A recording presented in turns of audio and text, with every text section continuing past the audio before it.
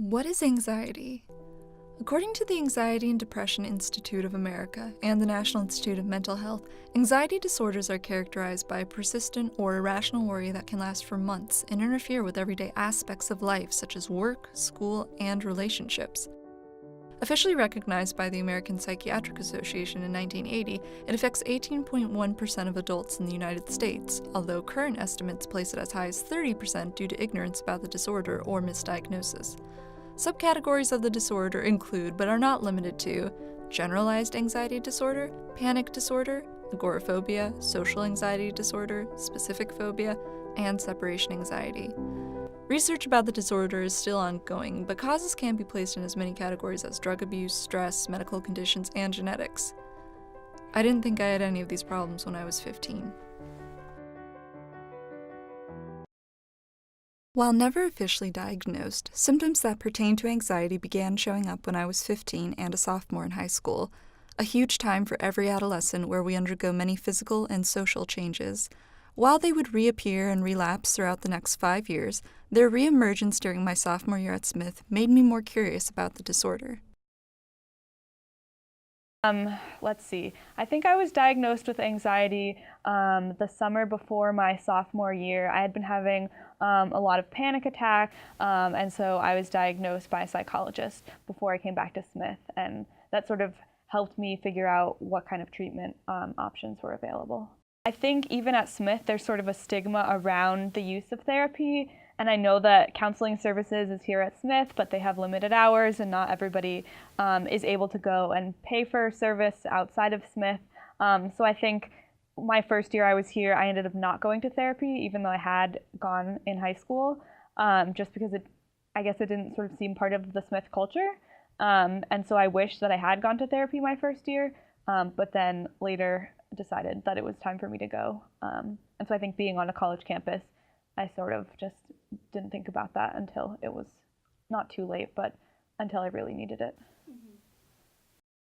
I started taking medication for my anxiety about a year and a half ago, but before that I was having a lot of issues with panic attacks. At the time, I was the vice chair of the student event committee, and in early October we were running a pretty large-scale event with 2 speakers and a musician, and they were people that I sort of knew because I had worked with them in a professional capacity, but I sort of like looked up to them as role models.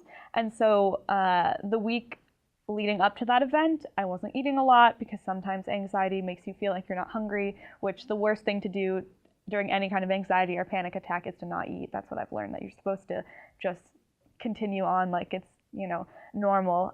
So I had a really intense, I guess, series of panic attacks leading up to that event. And I wish that I had known more how to deal with it because the event ran so smoothly, but I wasn't able to enjoy the event as much as I wished I had been able to because I was so focused on panic attacks the whole time. And I guess also the physical symptoms.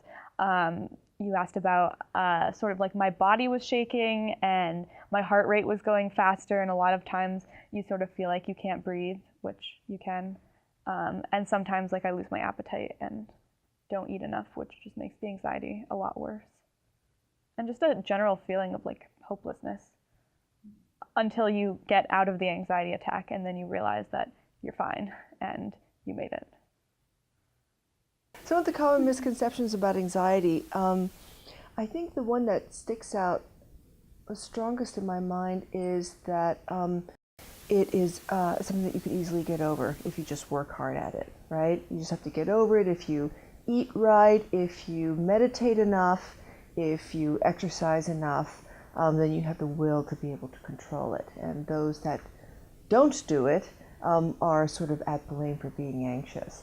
And so I think that's one of the biggest things that I try to encounter, especially in my practice, people thinking that, that they've done something wrong or they didn't do something enough, which is why they remain anxious. I think another piece that pops up for me is there's this relaxation is a huge catchphrase, I think, in the anxiety world, like you relax enough. And I have a particular issue with that word because everybody has their own definition of relax. Now, what does that mean, right? And I think it's important for somebody to realize what they mean by it. Trouble is, you've been reading the wrong book.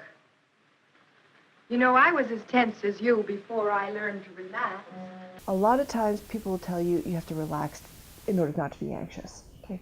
And I think people have different meanings about what they mean by relax. Here's what you need: How to Relax. Just start reading it.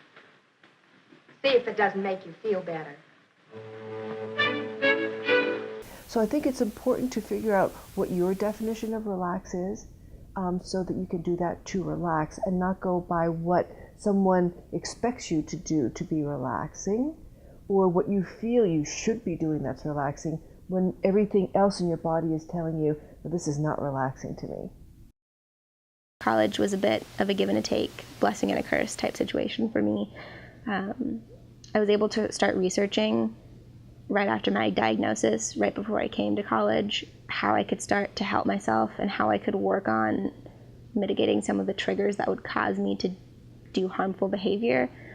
So for example, my physical symptoms could manifest in me chewing my nails, and I had a horrible time breaking this. I tried so many different things with my family throughout the year, but it wasn't until I researched patterns and habits and how to break those that I really felt I could change how I was behaving and how I was reacting to this anxiety. And once you take yourself out of one situation and put yourself in the next, those cues, those triggers are disrupted, and so you have a chance to see them as they're starting to form again and kind of end them there. Reciprocal, supportive, loving, and truthful relationships where they feel safe to not only hear possibly negative things or things that may be challenging, but also be able to provide it without it becoming an argument or it being sort of saturated with hurt feelings, I think is really important. Someone being isolated, not feeling like they're loved, not feeling like they're with people of like mind or with a community that understands them will definitely increase, their feelings of negative self-worth, their anxiety about the world. I don't really look at those factors, whether it is, something that they may be carrying or if it is something that is based on their past, but just simply what they're bringing into the room. We all have a lot we bring to the room, because whether anxiety is caused by our biology or environment, to say it is defined by our heartbeats, our nail bites, or our stress is really just scratching the surface.